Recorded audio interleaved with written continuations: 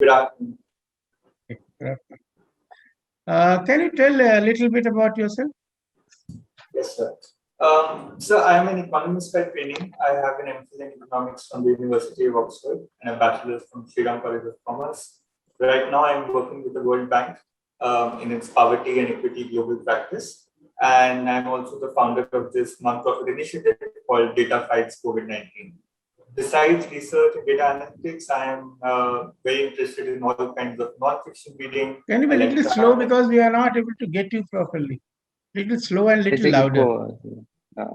Okay. I was just going to say that I am very interested in reading all kinds of non-fiction as well, apart from my interest in economics. And I'm also a very close follower of sports like cricket and tennis, and I try to take time out to play cricket sometimes. Okay. So Sarthak, what is the meaning of Sarthak? So I think it means to make something meaningful. Meaningful. You mean others are not meaningful, are they? Do you mean no, that? I think everybody is meaningful, but my parents thought that they wanted me to probably be a bit more. That's why they named me likewise. Or you are meaningful to your father, your parents, and that's Absolutely. why that could be the reason. Yes. Yeah. Yes. So you did BA Economics Honors, and after that you did MPhil. Yes. Immediately after BA, do you think MPhil is allowed? I thought it is MA. After MA, you have to do it. So that is certainly the case in India, but you did MPhil from DU, Delhi University, and BA Honors also from Delhi University, isn't it? So immediately after BA Honors, you did MPhil. Is it allowed? Yes. So it's not a provision in India, but at Oxford and some other universities in the UK, they allow you to directly apply for an MPhil program. It is more competitive, of course, compared to the MSCs, but if you get in, then you're allowed to do it. So this MPhil you did from UK, is it? From Oxford University in the UK, yes, sir. From Oxford University, you did. Okay. That's understandable. This economic subject looks, I think, quite seem to be quite bright student in economics, isn't it?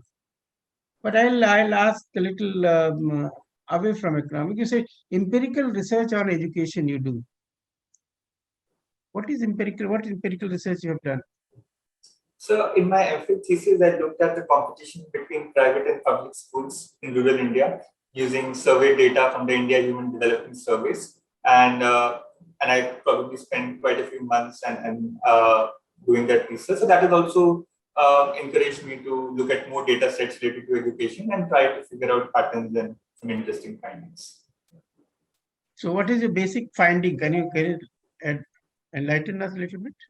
So yes, sir. So what I found was that so my kind of investigation was whether competition by private schools has any effect on teacher absenteeism in the local public school in the village. And there is a lot of literature that says that there might be some kind of effects, but in my studies, I did not find those kind of effects. I rather found that competition by private schools wasn't affecting public school teacher absenteeism very much in rural India.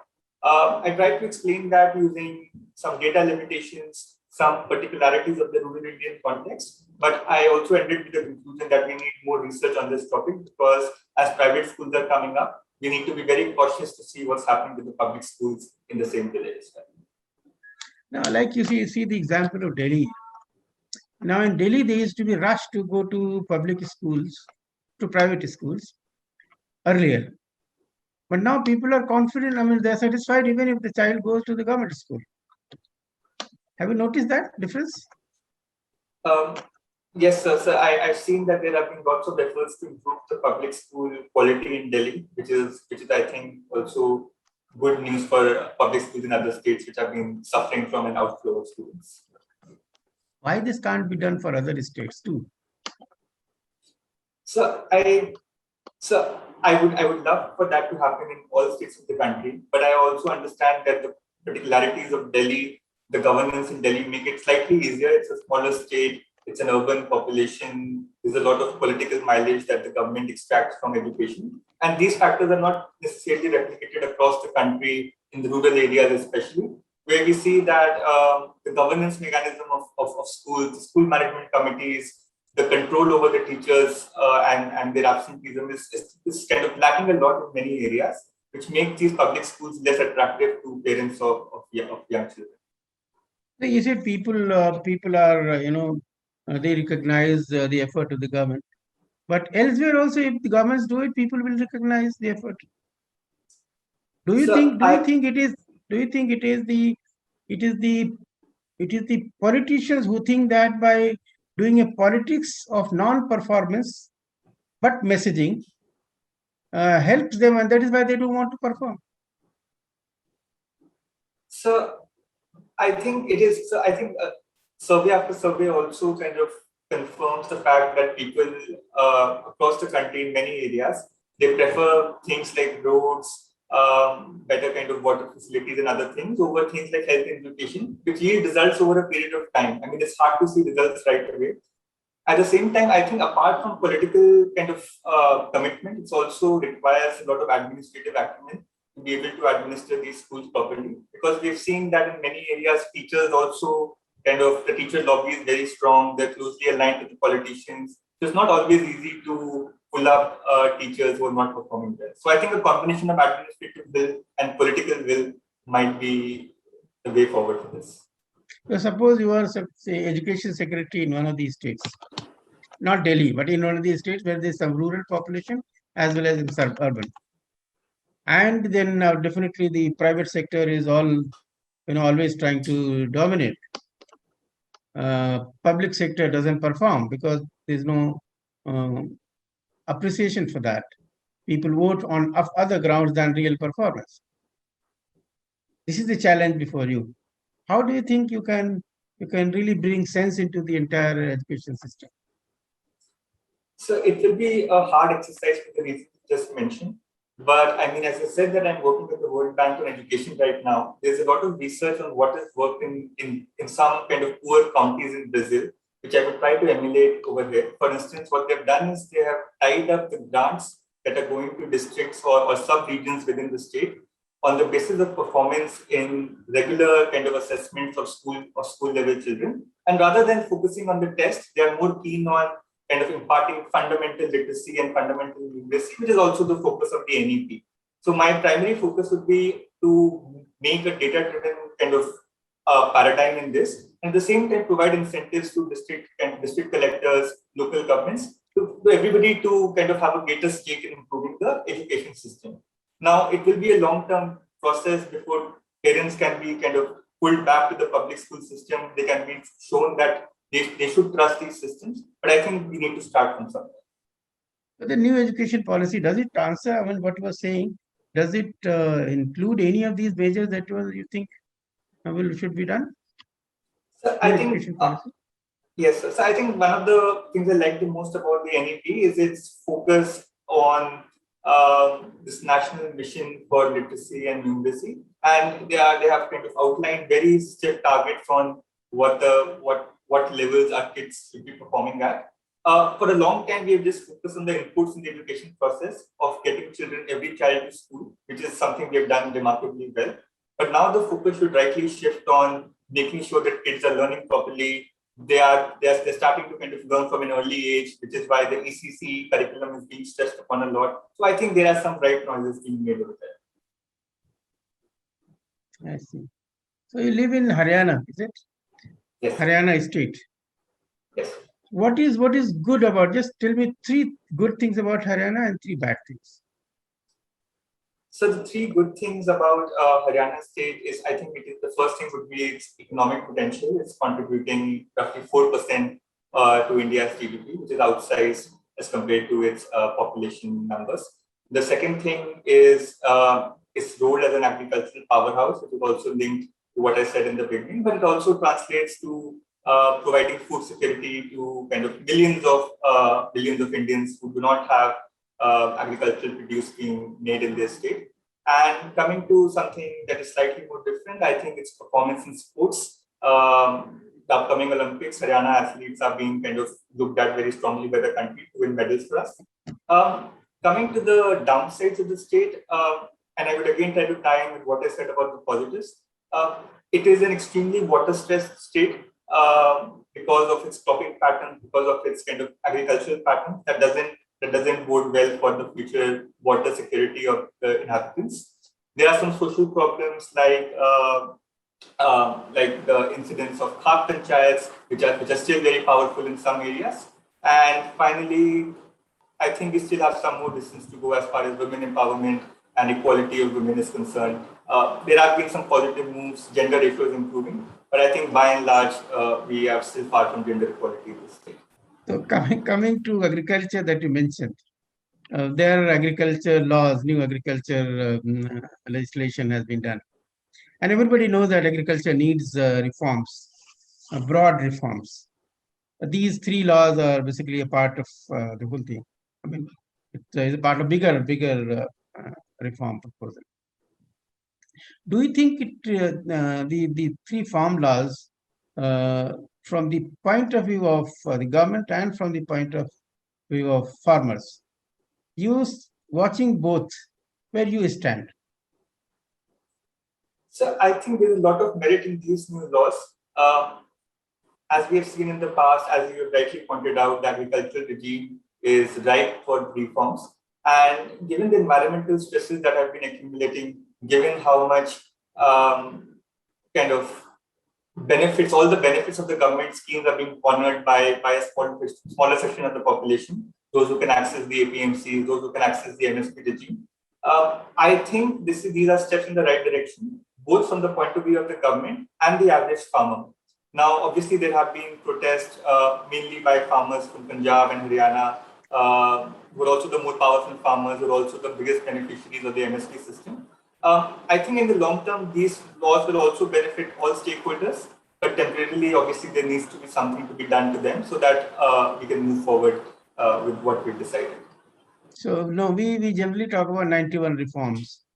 We don't talk about the kind of system we adopted from 1950 onwards when the planning process started. Because it's benefit the corporate, the bigger farmers and bigger people. So don't you think we are in the same trap while appreciating these legislations? So I would just say that the 1991 reforms might have benefited the rich kind of industrialists and the rich corporates more than the other people. It's also true that they've also benefited the population by and large, as we've seen in poverty reduction, as we've seen in our growth process. There's no denying that our growth process still remains very inequitable. But I think now, in fact, as you say, growth is of course fine, but distribution aspect has always been, in a problem. People have been talking about distribution being so. Distribution issue is more important, in a country like ours, a very large population is poor. Now, after COVID, a large number of people have again slid into the below poverty line. Okay, our hunger index is much worrisome. As an economist, what do you think should India really be doing at present? Should it print money and give it to everybody so that spending powers increases, economy gets a boost, or should it do something else? So I think coming to your first kind of suggestion, I don't think it would be very feasible at this stage to print money, given that our perennial inflation concerns, and it doesn't solve the long-term problems with the economy. Coming to what needs to be done, I favor the greater role of markets in various sectors where they have been stifled, where businesses and even the small businesses for that matter have been stifled, because once we have growth, that creates employment and ultimately distributional aims of what the government can look at. At the same time, we can't just have a gung-ho growth strategy. The government needs to provide adequate safety nets, adequate protective laws for populations that are vulnerable to be exploited, and step in with smart regulation wherever needed, but at the same time allow the private sector to kind of create jobs and create productivity improvements, while the government plays a major role in regulating the economy and making sure that nobody is left behind from the growth process. Well, it's regulating too much, isn't it? So I think it is. I think in some sectors it can be said that the government is probably Okay. over-regulating, and it would be. Okay. Now let's do something about foreign policy. Have you heard of a string of pearls? Um, I have, Is- sir, but I'm. Okay. Okay. Now India's look east policy. What do you feel about that? What is that actually? What India's look east policy is? So I think that policy stresses upon our engagement with countries in East Asia, like South Korea, Vietnam, Japan. These countries have emerged as major economic powers in the last few decades, which warrants greater engagement with them. At the same time, we have kind of generations and millennia old contacts as far as Buddhism is concerned. As far as the foreign policy paradigm is concerned right now, we have a lot of shared worries as well, some of which revolve around the kind of things that China has been doing in this region. So I think there are a lot of kind of overlaps. Have you heard of BIMSTEC groupings? Yes, sir, I have. Which countries are there in this BIMSTEC? So BIMSTEC has China, Russia, India, China? Pakistan. It has got China? Oh, I'm sorry. I was talking about something else. I'm really sorry. As far as BIMSTEC is concerned, it has the region countries in the east of India. So it has India, Myanmar, Bhutan, Bangladesh, Myanmar, and Thailand as well. I think it has 8 countries, most of Thailand which is are also SAARC there. countries. But you leave Afghanistan, Pakistan, and you add Myanmar Maldives. I think and you you add leave Maldives, Pakistan, and Afghanistan. Okay. Afghanistan. Yes. And it goes up to Bangkok, up to Thailand. Yes. Hmm? Yes. Now there was a connectivity to be built, a road to be built from India to via Bangladesh to Thailand. Do you have any idea about that? Yes, sir, I think they were working on that, but the progress has been quite slow from what I read. They're going slow. Yes, sir. And now in Myanmar, what is happening? So Myanmar is in a very troubled state after the military coup a few months ago. The military shows no sign of relenting, and Aung San Suu Kyi is still imprisoned somewhere. So there is a lot of And political what instability is there. our response? What is our response as a democratic country, major democratic country in the region? Should we, in some way or the other, try to intervene and retrieve democracy there, or just we should just keep quiet and watch, or maybe even side with whenever needed with army people there? So I think as a responsible democratic country, it wouldn't be fair to side with the army kind of junta, which has been leading violent crackdowns on the people as well. At the same time, India has always been reluctant to meddle in other countries' kind of insider interests and their own kind of policies.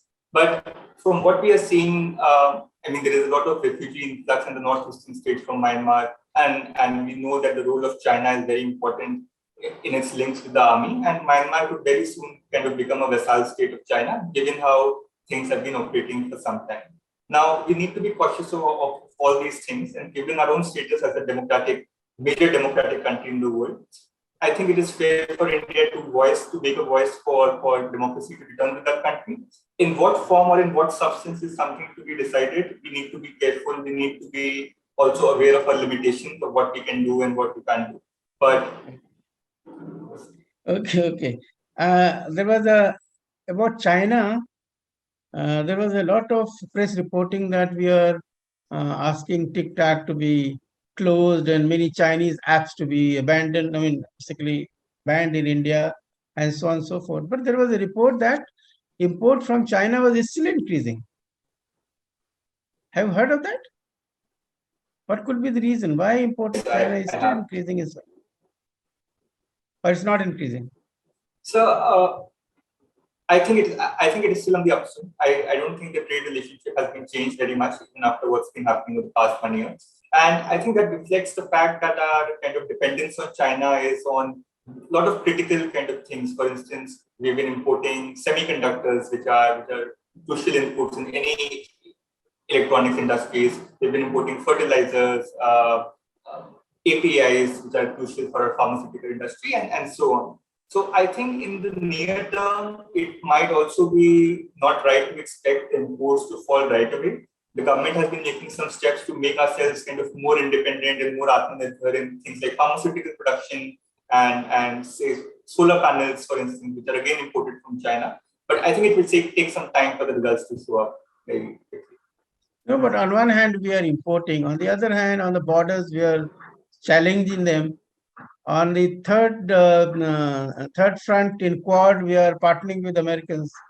And fourth, we are going to Afghanistan, where the Chinese are hobnobbing with maybe with Taliban, and we are also talking to Taliban. Exactly, what is this foreign policy? Don't you think it's a hodgepodge? So I think all of this is centered on India's kind of insistence on not antagonizing any kind of party very explicitly and trying to keep kind of bases open wherever possible, trying to draw from our shared interests.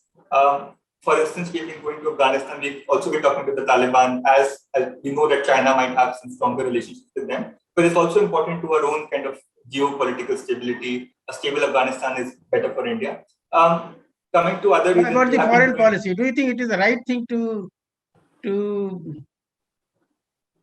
on one hand oppose and to on the other hand sort of do business with them? So I think it is a very kind of tricky paradigm because we know that China is also a very competitive producer of most of the goods and services. So at the same time, we also need to be careful of that our economy shouldn't be hit very badly just because we don't want to rely on China. At the same time, we also want to increase our domestic capabilities. And as far as foreign policy is concerned, I see things like Quad being kind of more affirmative in nature rather than just being against China. I think they're a group of like-minded democracies, and if they kind of antagonize China in the process, I think that is. I mean, But I don't think that's the there primary is another thinking that by joining Quad, we are basically playing in the hands of Americans. There is another way of looking at it because So America wants to fix China. So maybe India's coalition will help them a little more. Anyways, I leave think it. they were, yeah. Leave it. Thank you, sir. Sarthak. So you said you're working with World Bank, right? Yes, sir, I am. Working with World Bank. Now there's this, criticism towards all the agencies related to UN is that they have not been able to positively contribute towards the development of underdeveloped or developing nations. Rather, these agencies have been kind of agents of developed countries. What's your take on that? So I think there is some truth to that. As far as if I talk just about the World Bank, for instance, I mean, until the 1990s, for instance, it was regularly kind of chastised for favoring the neoliberal agenda, which basically kind of meant opening the markets of poor countries for richer countries' products. But I think over the last couple of decades, as alternatives have also grown, I mean, the World Bank's biggest competitor right now, as they say, it is cheap Chinese loans, which are often corruption-led. So it has also kind of forced the World Bank to reinvent itself and focus more on the domestic countries' priorities. So I think there has been kind of some change. For instance, even post-COVID, it has lent India some $2.5 billion in sectors that we were most interested in without many conditionalities or anything of that sort. So I think some progress must be noted on that count. Sarthak, you've got an amazing career. You did your graduation from one of the best colleges in India, then went to Oxford, and then you are working with the World Bank. Why you want to become an IAS officer? So over the course of my studies and my experience, I realized that a lot of things I'm passionate about can't just be solved by producing better quality research, because I mean, there's already enough of that. So I think my capabilities can also be utilized in trying to translate some of that research, some of that evidence on the ground. I'm very passionate about improving governance capacity, about improving education, healthcare, and other sectors. And there's a lot that we know about on how to do these things. So I would probably like to use this research and complement it with my own leadership abilities and try to effect some change on the ground. Okay. Now you consider yourself from Haryana, right? Yes. No. I've seen Haryana, and there are a lot many dichotomies and contradictions. You mentioned about sports persons from Haryana. Now, one interesting thing that highest number of female sports person come from Haryana, and the same very state has got the highest number of female feticide. How do you explain this dichotomy or contradictions? So, as with any other state and kind of basically the entire country, it often be described as a country of dichotomies ourselves. But I think in Haryana, particularly, what you said is a very stark comparison. And I think it also has to do something with time. For instance, our athletes tend to be younger; they're the product of a new generation who have kind of benefited from government policies, benefited from the state's insistence on sports. While female feticide and all is still very heavily influenced, I think, by the elders of the state that maybe belong to a different generation. And it's not as if that we don't see opposition to female athletes from elders anymore. But I think that we have done very well to tide over that criticism, to tide over those kind of barriers and emerge forward. Similarly, I also think that female feticide problem is improving. If you look at the statistics, then there is being huge jumps in our kind of sex ratio, and that also bodes well for the future. Okay, you have mentioned about this paper that you have published that is related to inequality. Can you explain me about that? What I mean, give me some detail about your paper. So the paper I published was UK centric. We were looking at geographical inequalities in the United Kingdom over the past 20 or 30 years, and we were seeing how basically other regions have performed relative to London. And what we found out was that London has been doing increasingly better in that country. It has been getting more of the income, more of the wealth, and so on. But other regions that have been kind of, for instance, Scotland, Northern Ireland, the north of England, they have been falling behind relative to the UK. However, I'm also working in the poverty and equity global practice of the World Bank right now, and we've also done some work on inequality post-COVID, which concerns the developing world more generally.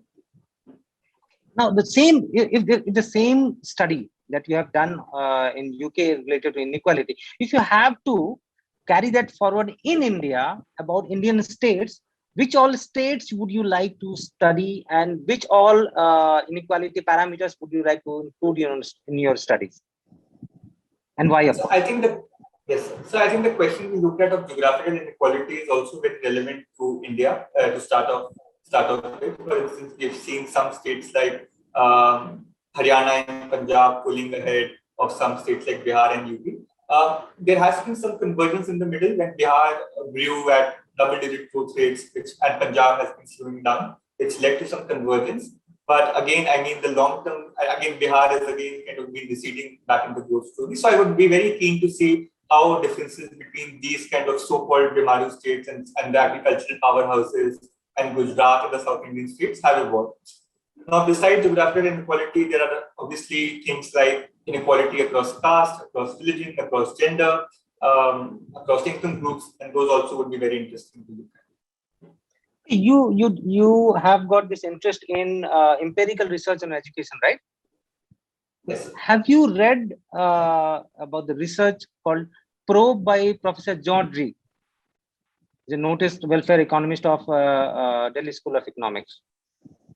And did you try to compare your research with his research, and any convergence if there is any?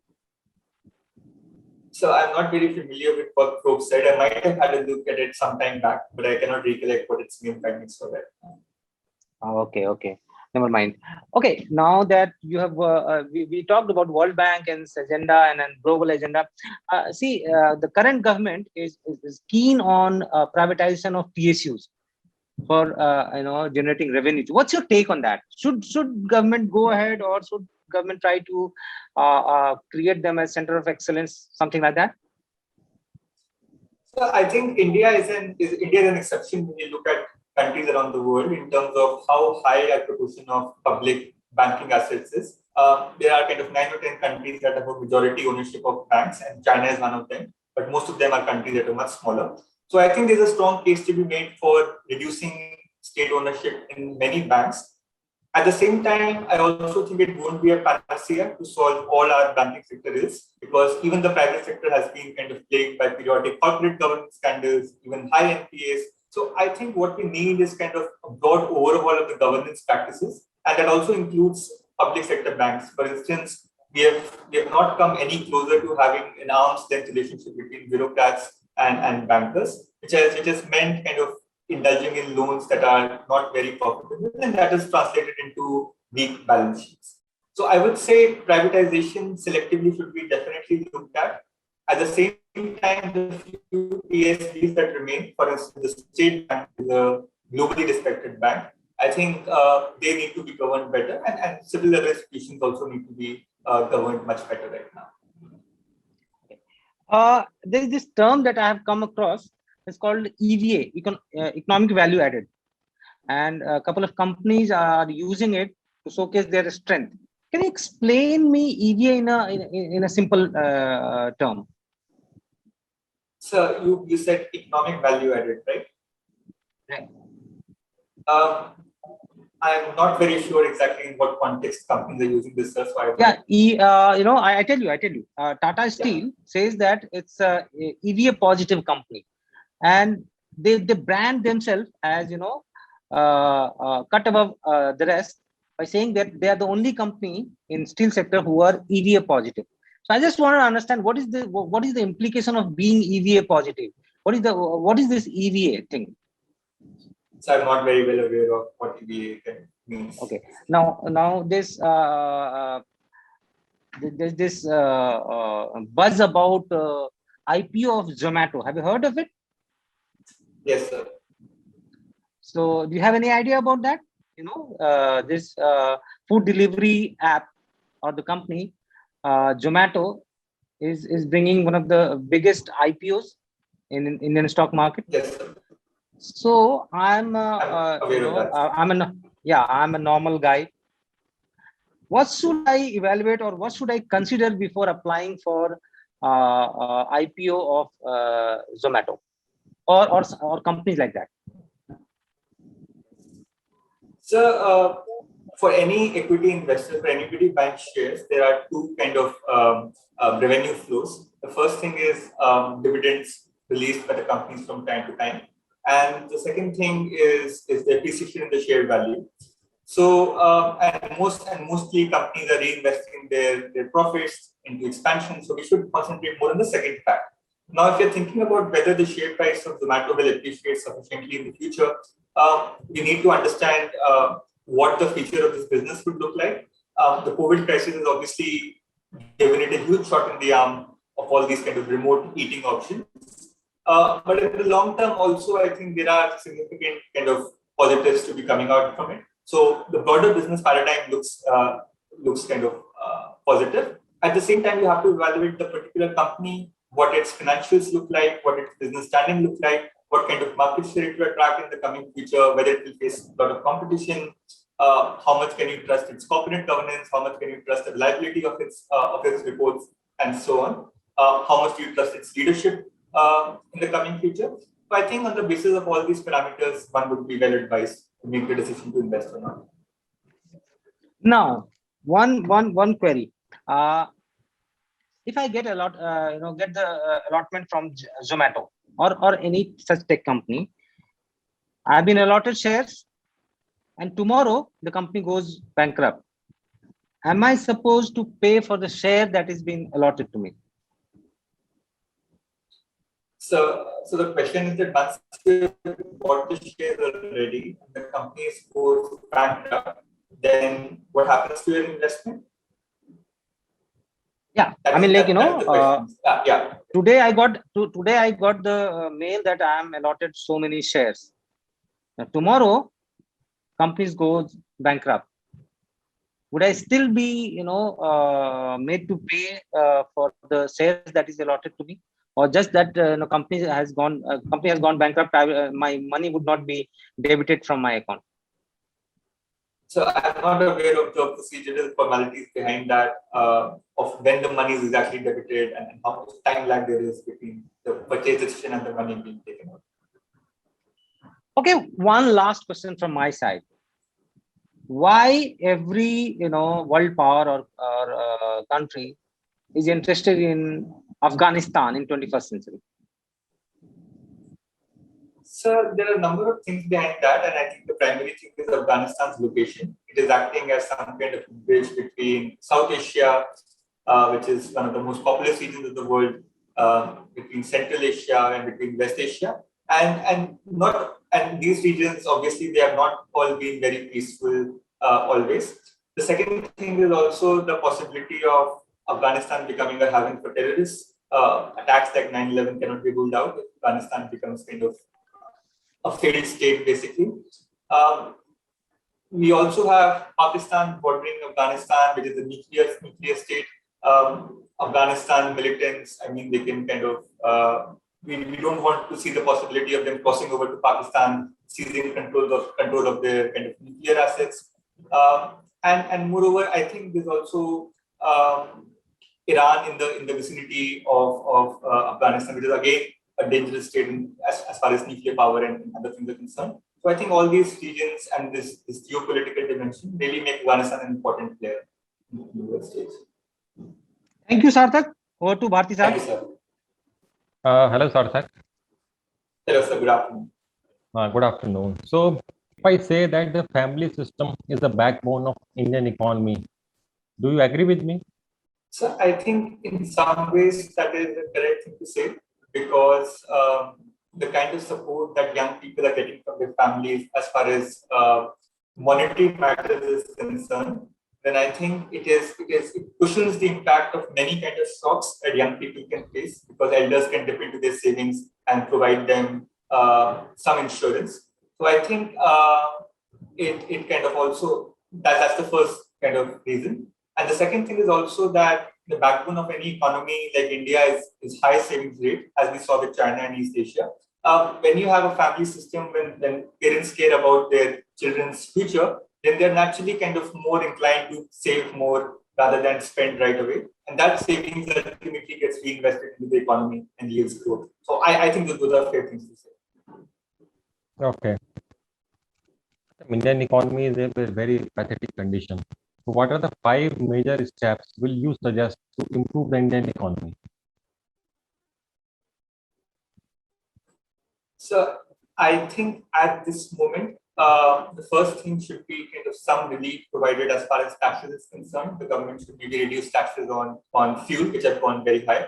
At the same time, there's also some scope to borrow more and spend more money as fiscal stimulus in some tech sectors that have been really badly hit. Thirdly, as we discussed previously, there has to be some more temperance of regulation and kind of more way for markets to operate in some sectors like banking and several others. There also needs to be kind of a policy shift from the highest kind of quarters to incentivize investment. For instance, the recent case we are seeing with Kane is not very conducive to our global standing as a major responsible force to investments. So I think a combination of these factors would probably lead to some kind of good dividends in the times to come. Okay. So you told earlier that you are very much interested in education and want to do something in the education policy or at the education level in the bureaucracy. So what are the things you want to improve as the administrator in education system of India? So at the first go, I would like to improve the accountability mechanisms. For instance, I would like to indicate things like the school committees that have been lying moribund for a long time. Parents do not have a lot of say in how things are done. Secondly, I would also probably try to loosen the power of teacher unions in terms of the kind of pay they are getting. For instance, we know that they're getting 4 or 5 times the salaries of their private school counterparts while delivering kind of similar outcomes as far as learning is concerned. So I think I would probably look at their salary structure and look at what kind of incentives they are facing. And I would also maybe shift more towards a technology-based instruction as times evolve, by making sure that all kind of kids from all socioeconomic backgrounds have the necessary prerequisites to access that learning. And finally, I would definitely focus more on periodic tests, data collection, and focusing more on learning outcomes rather than just performing in board exams or performing in other exams. Have you heard about this gain of function theory? Sorry, sir, I couldn't understand what you said. Have you heard about this gain of function theory? I'm not very well aware of that, sir. Okay. Acha, why is it so that the strain of the corona, which is more lethal, is generally less infectious, and the strain of the corona, which is more infectious, is generally less lethal? Can you explain this phenomenon? So you're saying that the strain that is more infectious is less lethal and vice versa. Yes. So I think it is also kind of from the first principle of virus spread and natural selection. Something that will be very deadly will also have fewer hosts to circulate to newer populations. For instance, let's say, for instance, a virus variant has 100% strike rate. For instance, if anybody catches it, then death is kind of guaranteed. Now, in that case, the virus wouldn't spread a long distance, right? Because it just stopped and that person dies. So I think that is what explains the inverse relation between the two. Okay. If we talk about the new strain of virus, what does this strain means? So when we have existed, at some point, see that as viruses evolve over populations as they move from one host to the other. I was just saying, sir, that as viruses kind of move through populations, then over time they develop slightly new features, which are most conducive to, again, by the theory of natural selection. And as they replicate, then new features might develop. Now, some kind of new features might lead it to have greater infection capability and greater make it more lethal, in which case we call it like a new variant or a new strain of the virus. Okay. Can you give me each example where the good economics is a bad politics and where the bad politics is a good economics in context of India? Yes. So I think coming to where kind of good politics is bad economics, I think farm loan waivers are something that probably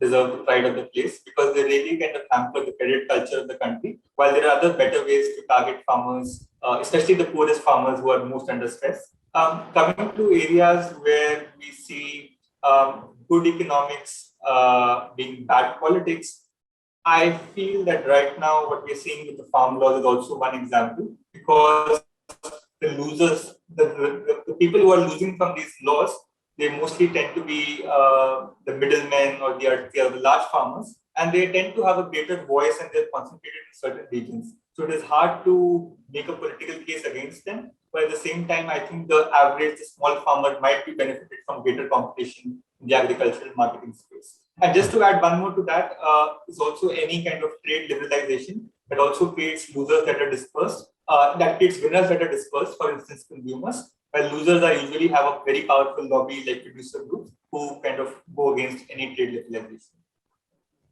Okay. Have you heard about this green passport? Green passport? Yes. So I'm not very well aware of this It is context. popularly known as vaccine passport also. Oh, I see. Okay. Yes. What is this? That I know. What is this vaccine passport or green passport? So that is kind of a policy innovation that says that people who have been vaccinated either once or twice, they are more safe to travel around, they should be given greater liberties. And it has a twofold purpose. The first is obviously to reinvigorate the economies, to get to have people who are more safer to kind of go to newer avenues. And secondly, it might also be an incentive for people who are hesitant to get jabs to get vaccinated at the earliest. Is it a concern for India? So it is becoming a concern for a couple of reasons. For instance, there has been no unanimity on which vaccines are being accepted.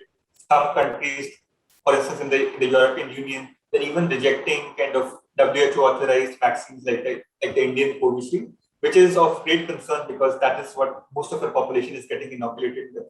And secondly, there is also a problem of low vaccination rates in our country, as in many low-income countries around the world. and we do not want to be unfairly denied many kind of things that other countries are taking for granted, even when they're producing, say, negative COVID test results or so on. So I think this is becoming more of a problem for places like India. Have you heard about this term, the data localization? A lot of debate is going on this data localization. What it is?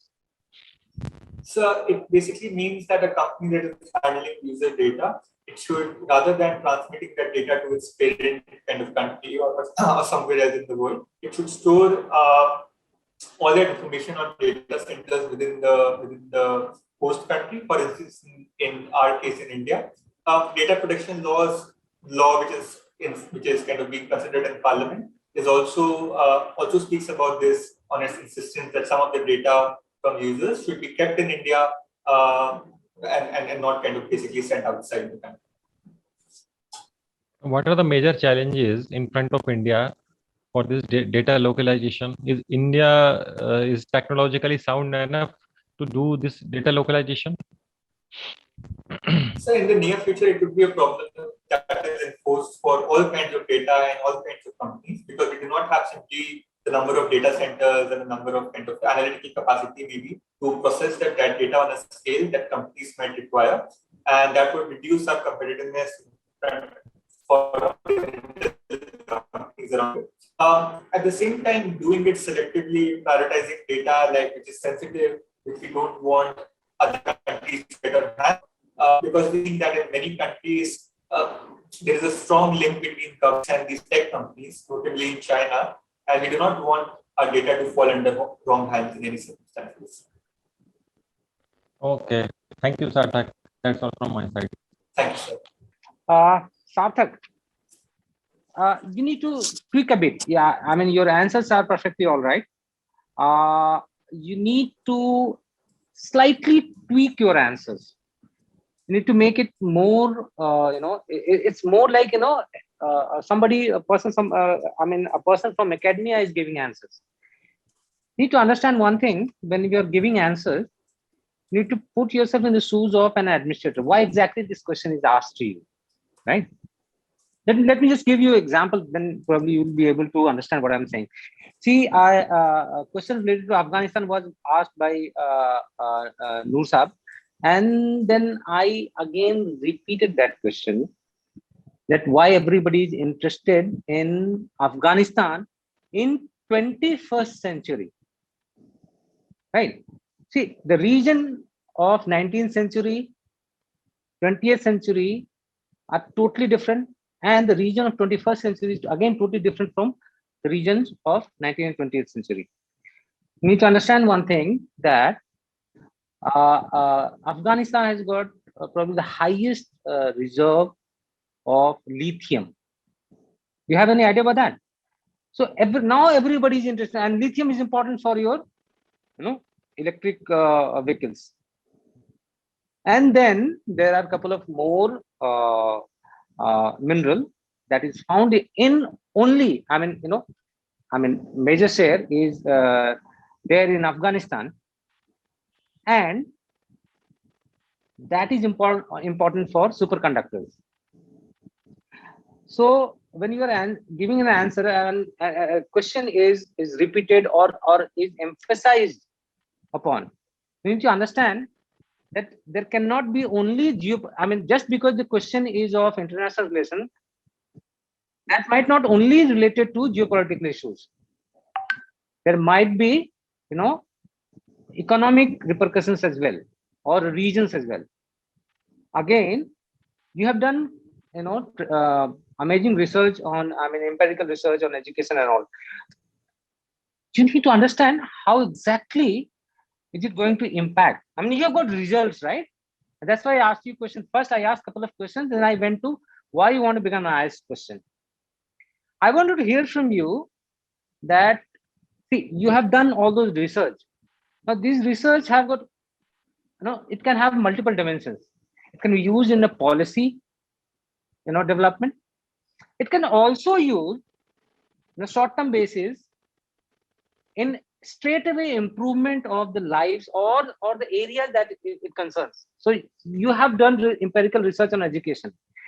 Now it has got two dimensions. First, it can be used as policy development at a policy stage, and second, at the level of straightaway improvement of facilities or infrastructure or lives of people, or I mean, like in this case, students. So as far as the policy part is concerned, you were right there. You talked about it. The problem is that you came for the mock with this preconceived notion that you prepared yourself. Don't prepare yourself. See, don't go by pre-scripted interview. You have done a couple of things and you have thought about that these kind of questions probably will be asked and I'll answer this way. Don't go by that. So you have got raw material prepared. Go when you're going. When is your interview, by the way? 20th of August. Right. So when you're going for the interview, go with an open mind. Don't keep your mind closed. See, you have given a thought to the question. You have prepared answers also. Don't do that. Let the panelists decide about the question. You have got raw material available with you, and you go with it. Don't go by for this question answer thing. It won't be. I can assure you one thing. It is not going to be a question answer session. It's going to be discussion. They would be interested in having a discussion with you. They probably it might happen that they would not touch upon many issues. They might just talk to you related to couple of issues only or couple of topics only. They might like to hear you and to understand your mind. How exactly are you thinking? And see, you have done empirical research. You must be having something in your mind before choosing that topic, right? And then you must have gone ahead with research, framing your data requirements and all, everything. I mean, modes of research. So what exactly had gone in your mind before going for those research? They would like to understand the working of your mind. So why I'm saying this, why would they be going for this kind of approach with you? See, you are a candidate in front of them who's got tremendous potential and amazing exposure. You did your graduation from a great school, and then you went to Oxford, and I mean, and then you're working with World Bank. Now, you can be utilized in a different, in a multiple ways. One, as an administrator, for which you are applying. Other, an expert who can help them or help the country, not them, help the country in formulating policies. And third, a person who can be better utilized in academia. So there are multiple dimensions where you can be utilized. Now your interest area is administration, right? But they would like to read your mind, how exactly your mind works. Is it having academia bent of mind, or a person who's good at framing policies and all, or actually this guy is a very good administrator? So how would they be able to decipher that? It is not. It can't be written on your face, right?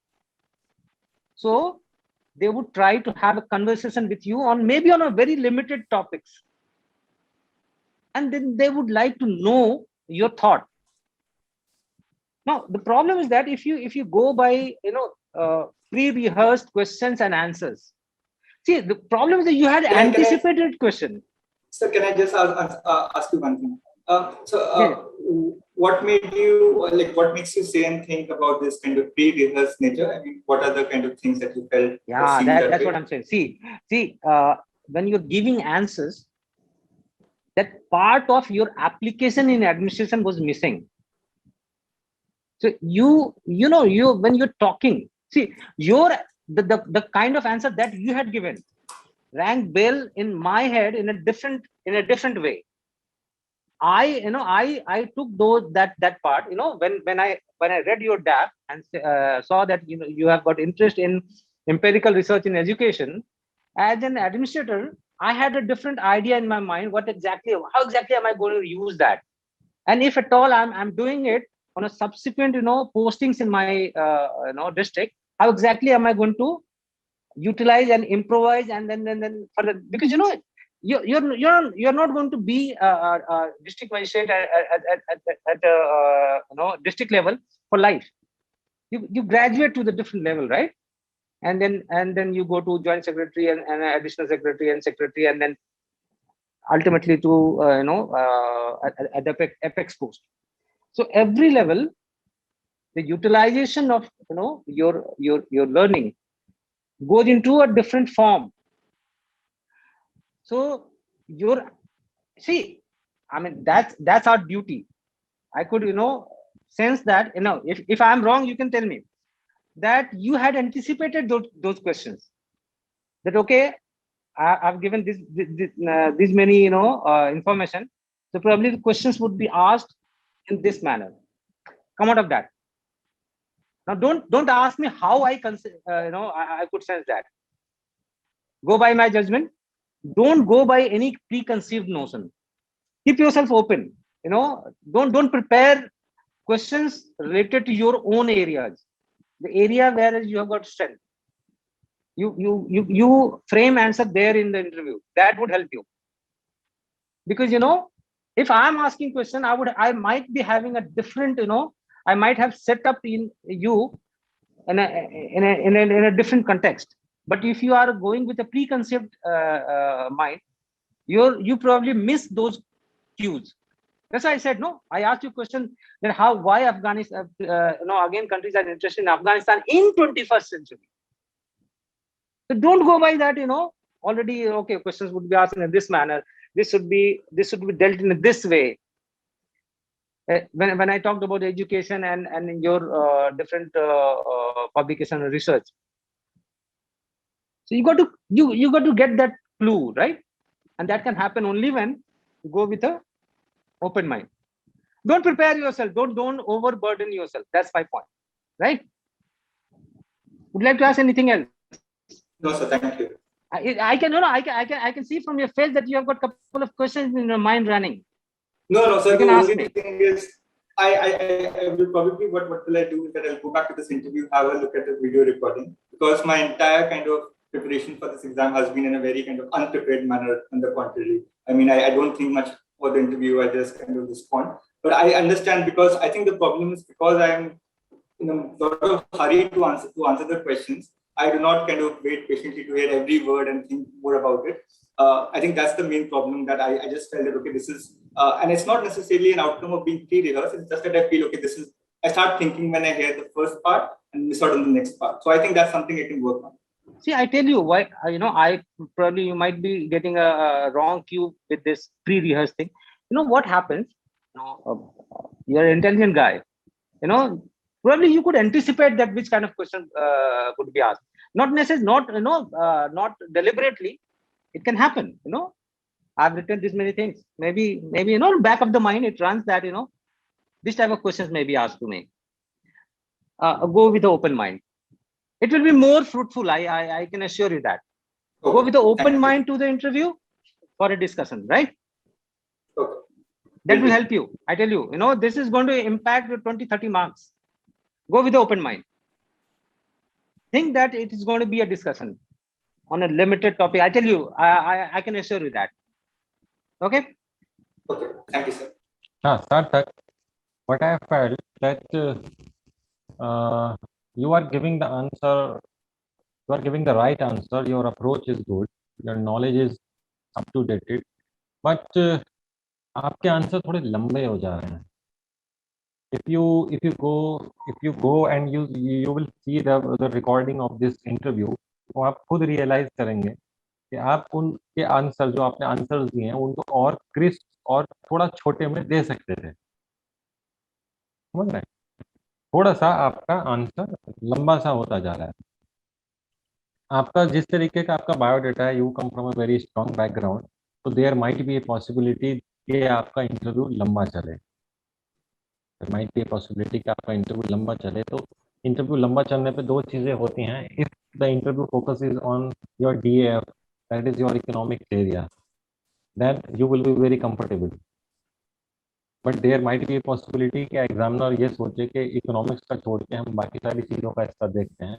तो you it is your duty, because इतने हम 1 घंटे के time पे तो हम सारा कुछ आपका नहीं देख सकते, IR, economic, social issues, current affairs.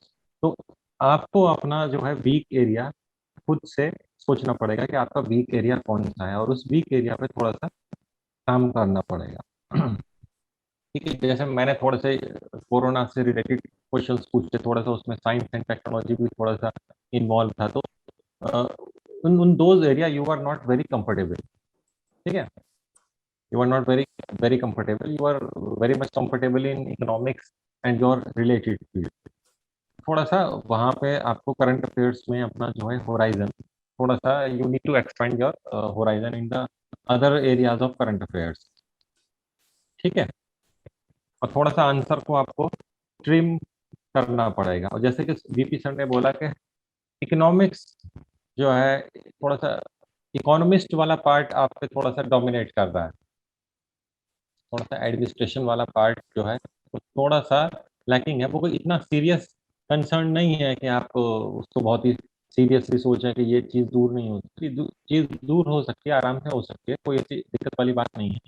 तो थोड़ा सा वो एक इम्प्लीमेंटेशन वाला पार्ट जो है उसका, या फिर आप रिलेवेंट एग्जाम्पल, जो एडमिनिस्ट्रेशन में रिलेवेंट एग्जाम्पल या बेस्ट प्रैक्टिस वगैरह अगर वो आप अपने आंसर में शामिल करते हैं, तो एक इम्प्लीमेंटेशन वाला पार्ट भी आपका उसमें शामिल हो जाएगा। आपका एक एक ही डायमेंशन में ये नहीं रहेगा। ठीक है, लंबे क्वेश्चन जो आप लंबे आंसर दे रहे हैं उससे दो चीजें हो सकती हैं। एक तो ये हो सकता है कि एग्जामिनर आपके क्वेश्चन से सेटिस्फाइड भी रहे, लेकिन लंबे आंसर देने से क्या होता है कि टेल क्वेश्चन काफी सारे निकल आते हैं। तो कभी कभी हम अनकॉन्शियसली या अननोइंगली ऐसे एरिया में टेल क्वेश्चन एग्जामिनर को दे देते हैं जिसमें हम कंफर्टेबल नहीं होते हैं। इसलिए मैंने आपसे बोला कि आपके आंसर थोड़े से छोटे हो सकते हैं, थोड़े से छोटे हो सकते हैं। उसको तो आप अपना आंसर थोड़े से क्रिस्प कीजिए, और आपकी जो स्पीड है बोलने की वो थोड़ी सी तेज है, मैं समझ रहा हूँ, दैट इज वेरी नेचुरल। लेकिन थोड़ा सा अगर आप उसको ऐसा कर ले कि सुनने वाले को थोड़ा सा इजी रहे और उस पर बहुत ज्यादा स्ट्रेन ना आए, तो बहुत अच्छा रहेगा। हालांकि वो नेचुरल है, बहुत ज्यादा उसको मैं कर्व करने के लिए नहीं कहूंगा, बहुत ज्यादा आप उसको कर्व करें, लेकिन थोड़ा सा अगर आप रिकॉर्डिंग सुनेंगे तो फिर आपको थोड़ा सा इस चीज का आइडिया हो जाए। ठीक है, तो मेरी तरफ से ठीक है सर, इतना ही थैंक सुझाव है। बाकी Mohammad sir, Thank you, please. thank you. Sarthak, you have heard the two panelists. They have given very useful suggestions. I will just say a few words in agreeing with them. Uh, being an academic, your answers are bound to have that inclination, that academic thing. But the issue that comes is that here we are talking about practicality on the ground. Like, I'll give you an example. I talked about Delhi education system. It is just an example. Why it succeeded? Why other states are not talking about? There, of course, it was political will here. You tried to say political will in different words, but just one word would have been enough. Once political will is there, other thing will fall together. I said, whether if you are secretary, what will you do? First thing, you have to take the politics along, unless these people are there with you, unless there is a coalition to sort of support your cause, you will not be able to succeed at all. And I think that would have bringing infrastructure, improving infrastructure, those things come later once you are sold to the idea that this has to be done. I tried to raise political economy into that by saying that since there is no gain because nobody votes on the basis of performance in education, there also you did not pick up. You could have gone that side, because the reason being that you are not trained to go on that side. We being in the administration, we always look at the political side also most of the time. So that's why we were asking those questions, and you're not picking up those. So that was the issue. And as for speed, in fact, internet is not very good. So if you're a little slow, the internet delivery, speech delivery becomes better. Probably that is why some of the answers I could not hear properly, and I switched from one place to the other. When I was talking about China or in BIMSTEC, there was economics question as well. In fact, there are a lot of things in Myanmar, a lot of potential in Myanmar, oil and gas and so on and so forth. China, of course, was so overall. You know your subject. What you have to do is you have to do a lot of current affairs. And current affairs are, like you said, farm laws. Farm laws, very large number of people don't like the farm laws the way they are, because they only take only that part of the required reform which helps the corporates. You should bring the full-fledged reform which could include this also. Then probably will not hurt anybody, everybody will accept it. So being an economist, if you bring that bigger aspect, look, this sector does need reform, and these are the big ones, and this is small one, since it is only sort of towards the corporates, and that's why people are doubting it. About distribution of income, also being economist, I thought something more will come out. There was a report, some World Bank spokesperson said that India is dragging other countries backwards. I think you should read that report, and I'm sure somebody might ask that question to you. That's very, very, that has struck everybody's mind. So why is somebody from World Bank is saying that India is responsible for backwardness so many countries? And if you remember, Mahbub will have the poverty curtain. Distribution issue is still there.